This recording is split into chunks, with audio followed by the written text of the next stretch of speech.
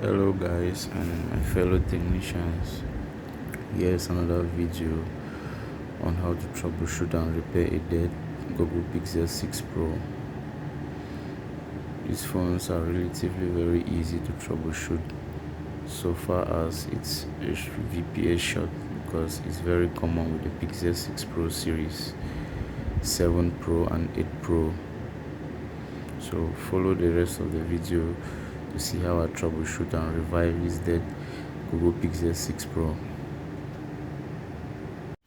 When I connected the phone to the DC power supply, there was an auto current consumption of 0.051 amps, which meant there was a short in the mobile PCB, practically on the VPH line. So I had to troubleshoot further to check the VPH line, to see all the shorting capacitors on the VPH line, to know where I'll inject my voltage.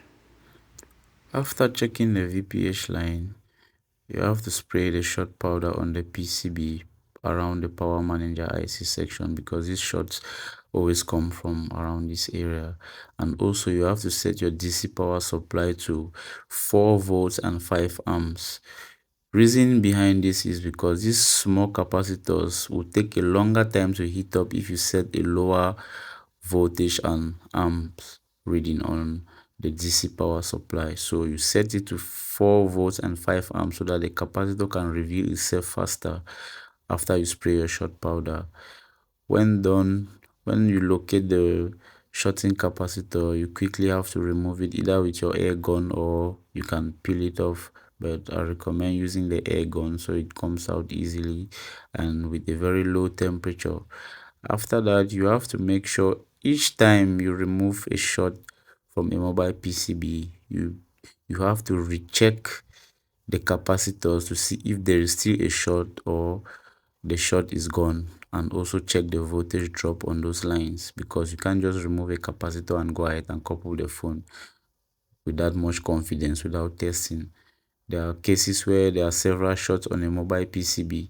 Like for this PCB, I had a little bit of confusion somewhere, because I tried testing the VPH capacitors when the motherboard was not yet cold, so it was giving me very wrong values.